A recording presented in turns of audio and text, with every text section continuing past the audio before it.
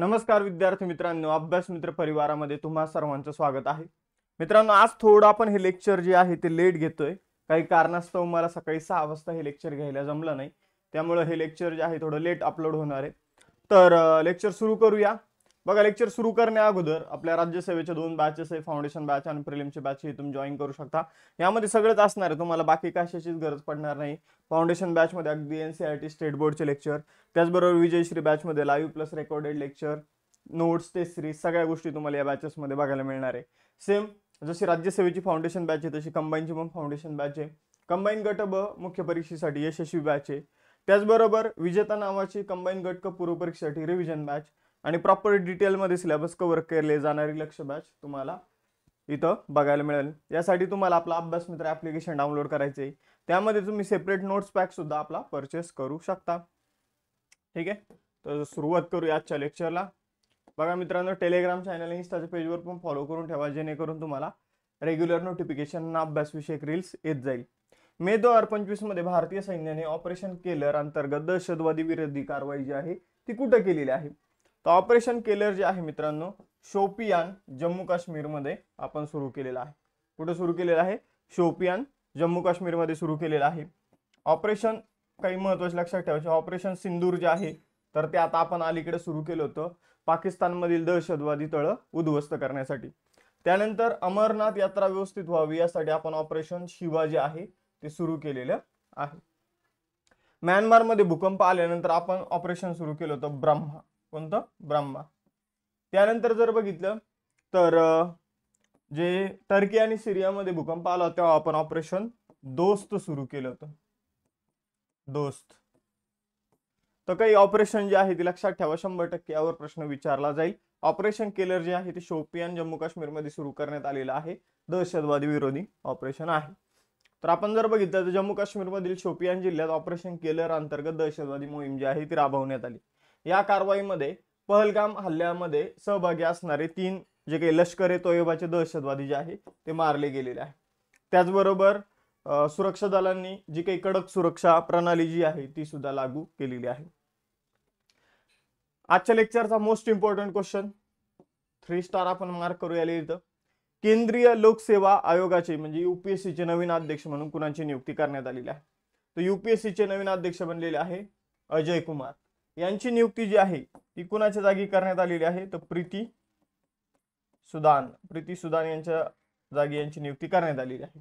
केंद्रीय लोकसेवा आयोगाची निर्मिती जी आहे ती 1919 मॉन्टेग्यू चेम्सफोर्ड कायद्यानुसार 1926 मध्ये करण्यात आलेली आहे.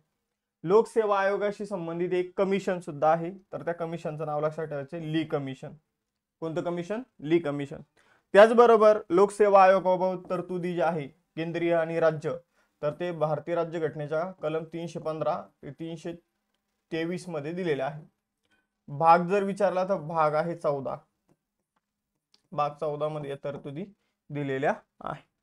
केंद्रीय लोकसेवा आयोगाचे जे अध्यक्ष आणि सदस्य असतात त्यांचं निवृत्तीचं वय असतं 6 वर्ष किंवा वयाची 65 वर्ष पूर्ण होईपर्यंत, जे अगोदर होईल ते. तर एवढ्या तरतुदी आपण इथं लक्षात ठेवायच्या आहे. यानंतर पुढे जाऊया. मी तुम्हाला सांगितलं की डॉक्टर अजय कुमार हे UPSC चे नवीन अध्यक्ष बनले, प्रीती सुदान यांची जागा घेतलेली आहे. पण डॉक्टर अजय कुमार जे आहे मित्रांनो ते भारताचे माजी संरक्षण सचिव म्हणून सुद्धा त्यांनी काम केलेलं आहे. ही एक्स्ट्राची बाब लक्षात ठेवायची आहे. बाकी मग UPSC बाबत तर मी तुम्हाला या सगळ्या गोष्टी सांगितल्या. मुख्यालय नवी दिल्लीमध्ये आहे. पहिले अध्यक्ष होते सर रॉस बेकर. बघा, संघ लोकसेवा आयोगाच्या अध्यक्ष आणि सदस्यांची नियुक्ती भारताच्या राष्ट्रपती मार्फत केली जाते. त्यांना काढलं सुद्धा भारताच्या राष्ट्रपती मार्फतच काढलं जातं. आणि संघ लोकसेवा आयोग आपला दरवर्षी अहवाल राष्ट्रपतींना सादर करतात आणि राष्ट्रपती तो अहवाल जो आहे तो संसदेसमोर ठेवण्याची व्यवस्था करत असतात. यानंतर महत्त्वाच्या नियुक्ती सुद्धा आपण बघून घेऊया. जसं की RBI मध्ये नवीन डेप्युटी गव्हर्नर म्हणून पूनम गुप्ता यांची नियुक्ती करण्यात आली. नॅशनल पेमेंट कॉर्पोरेशन ऑफ इंडियाच्या कार्यकारी संचालक बनल्या सोहनी राजोला. पंतप्रधान नरेंद्र मोदी यांच्या नवीन खासगी सचिव बनल्या निधी तिवारी. इंडियन बँक्स असोसिएशनचे अध्यक्ष बनले छल्ला श्रीनिवासलू शेट्टी. पहिल्या महिला कायदा सचिव बनल्या अंजू राठी राणा. कार्यकारी संचालक रिझर्व्ह बँक मध्ये अजित रत्नाकर जोशी बनले. संरक्षण खात्याचे प्रमुख नियंत्रक बनले डॉक्टर मयंक शर्मा. सेबीचे नवीन अध्यक्ष, securities and exchange board of इंडियाचे नवीन अध्यक्ष बनले तुहिनकांत पांडे. रतन टाटा एंडोनमेंट फाउंडेशनचे नवीन अध्यक्ष बनले एन चंद्रशेखरन. सशस्त्र सीमा बलाचे नवीन महासंचालक बनले अमृत मोहन प्रसाद. आणि हिंदुस्तान एअरोनॉटिक्स लिमिटेडचे नवीन सीएमडी बनले DK सुनील. तिसरा question, Tapi basin mega recharge प्रकल्प संयुक्तपणे राबवण्यासाठी मे 2025 मध्ये कोणत्या 2 राज्य सरकारने सामंजस्य करार जो आहे तो केलेला आहे? Memorandum of understanding. तर बघा मित्रांनो, तापी नदी जर बघितलं तर 3 राज्यामध्ये वाहते, मध्य प्रदेश, महाराष्ट्र आणि गुजरात. मग आता तापी नदी या 3 राज्यामध्ये वाहते हे आपल्याला माहिती आहे. मग आता या 3 राज्यापैकी 2 राज्यांनी हा प्रकल्प केलेला आहे. मग आपण जर बघितलं तर राजस्थान येणार का इथं? नाही येणार. ओडिशा येणार का? नाही येणार. बिहार येणार का? नाही येणार. म्हणजे मध्य प्रदेश आणि महाराष्ट्र हे डायरेक्ट आपलं उत्तर येऊन जातं. तर बघा, तापी बेसिन मेगा रिचार्ज प्रकल्पासाठी मध्य प्रदेश आणि महाराष्ट्र यांच्यामध्ये 10 मे रोजी एक करार जो आहे तो भोपाळ या ठिकाणी झालेला आहे. या प्रकल्पाचं उद्दिष्ट दोन्ही राज्यांमध्ये भूजल पातळी वाढवणं, सिंचन क्षमता वाढवणं आणि पिण्याचा पुरवठा मजबूत करणं हा आहे. ऐतिहासिक करारावर मध्य प्रदेशचे मुख्यमंत्री मोहन यादव आणि महाराष्ट्राचे मुख्यमंत्री देवेंद्र फडणवीस यांनी स्वाक्षरी केलेली आहे. चौथा क्वेश्चन, 2024 मध्ये महाराष्ट्रातील कडबनवाडी गवताळ प्रदेशात इंडियन ग्रे उल्फ किती शिल्लक राहिलेले आहे? इंडियन ग्रे उल्फ म्हणजे लांडगे.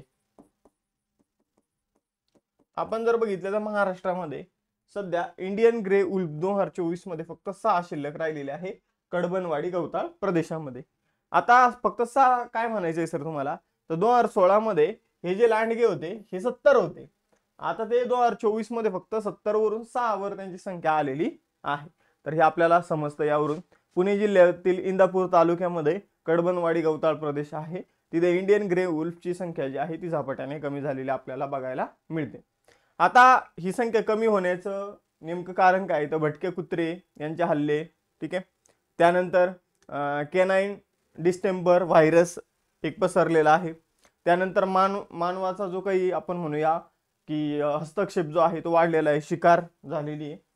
तर यामुळं आपण जर बघितलं या लांडग्यांची संख्या कमी झालेली आहे. यांचं सायंटिफिक नाव आहे कॅनियस ल्युपस पॅलिप्स.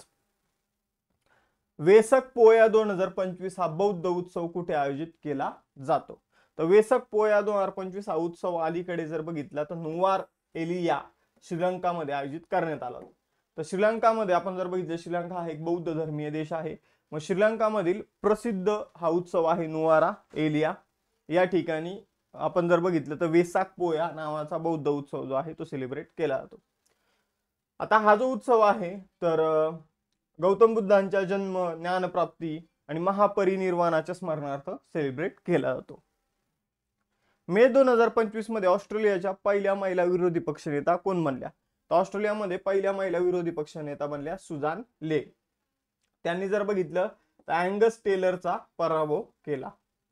तर सुझान ले जर आपण बघितलं लिबरल पार्टीचे नेते आहे आणि त्या जर आपण बघितल्या तर ऑस्ट्रेलियामध्ये पहिल्या महिला विरोधी पक्षनेत्या बनलेल्या आहे. अँगस टेलरचा त्यांनी 29-25 अशा प्रकारे पराभव केलेला आहे. मेंदूच्या जटिल मज्जासंस्थेचे उच्च अचूकतेने मॅपिंग करणारी लिकॉन ही नवीन तंत्रज्ञान कोणी विकसित केलेलं आहे? तर बघा, मेंदूचा जे काही आपला मेंदू आहे तर त्याचं मॅपिंग, त्याचं समजून घेण्यासाठी कुठं कोणती नस आहे, कुठं कशा प्रकारचं स्ट्रक्चर आहे, तर त्यासाठी लिकॉन नावाची जी काही तंत्रज्ञान प्रणाली जी आहे ती गुगल रिसर्च आणि ऑस्ट्रेलियामधील विज्ञान तंत्रज्ञान संस्था तर यांनी मिळून बनवलेली आहे. 1 आणि 2 इथे आपलं उत्तर असेल. लिकॉनचा फुल फॉर्म काय आहे? Light microscopy based connectomics. तर असा याचा फुल फॉर्म आहे. आपण जर बघितलं तर कोणी विकसित केली हे मी तुम्हाला सांगितलं.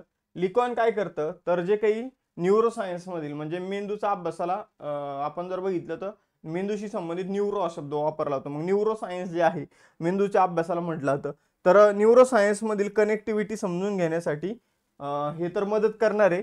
त्याचबरोबर मेंदूची रचना जी आहे तर ती समजून घेण्यामध्ये सुद्धा या लिकॉन टेक्नॉलॉजीचा वापर जो आहे तो केला जाणार आहे. मे 2025 मध्ये कोणत्या AI स्टार्टअपने 11 भारतीय भाषांमध्ये बुलबुल V2 हे नवीनतम text to speech model launch केला आहे?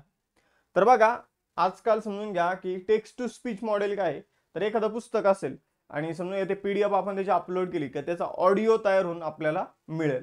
ठीक आहे. याचा उपयोग जो आहे तर तो कुणाला होऊ शकतो, तर जे दृष्टीहीन व्यक्ती आहे त्याला याचा उपयोग होऊ शकतो. ज्याला वाचणं आवडत नाही पण ज्याला ऐकायला आवडतं तर त्याला याचा उपयोग होऊ शकतो.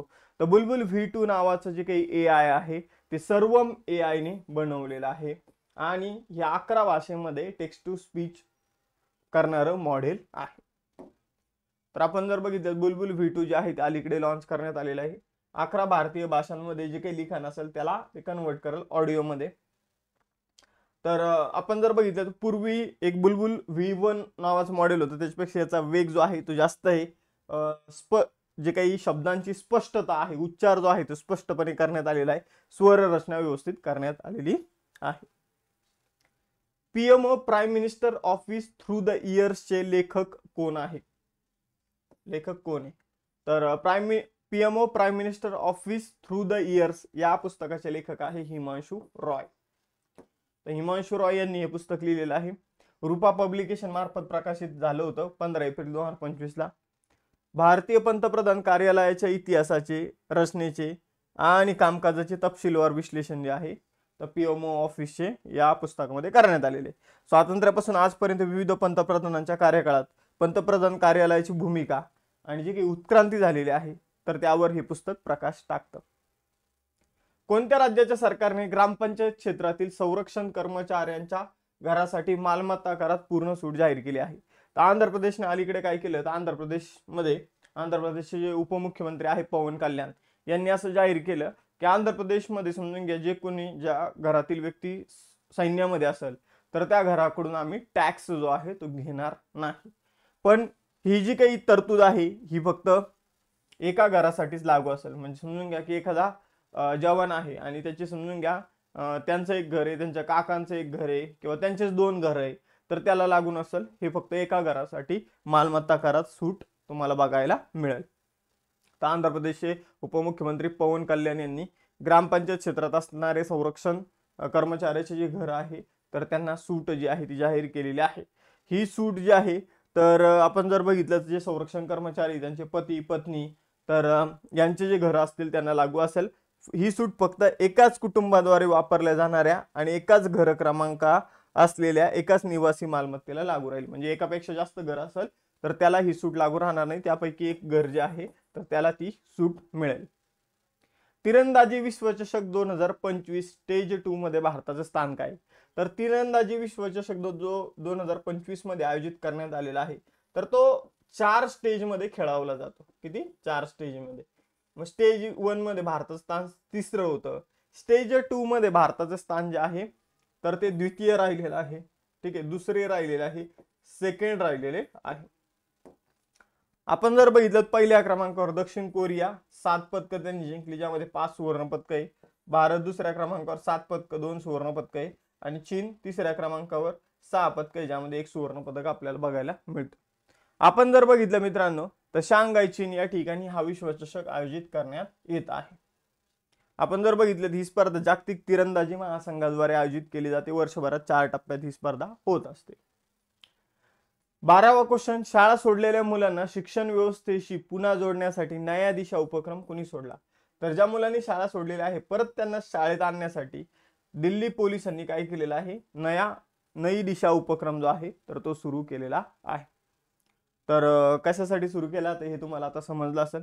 बघा मित्रांनो, आपण जर बघितलं तर मुलांनी शाळा सोडली तर ते दुसऱ्या वेगळ्या मार्गाला लागू शकतात, वाईट मार्गाला लागू शकतात. त्यामुळे दिल्ली पोलिसांनी हा उपक्रम जो आहे तो सुरू केलेला आहे. आता तुम्हाला या सेशनशी संबंधित 2 टेस्ट क्वेश्चन, ऑपरेशन किलर जे आहे ते आपण दहशतवाद्यांविरुद्ध कुठं सुरू केलेले हे तुम्हाला सांगायचंय आणि UPSCचे नवीन अध्यक्ष कोण बनले हे सुद्धा सांगायचंय.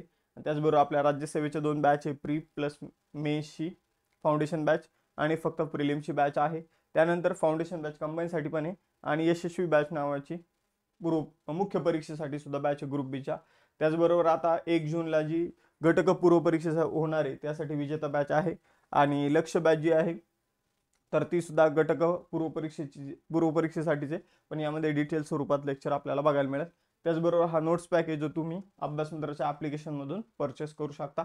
मग थांबूया आता आपण इथं, भेटूया नेक्स्ट सेशन मध्ये. चलो बाय बाय एव्हरीवन, जय हिंद.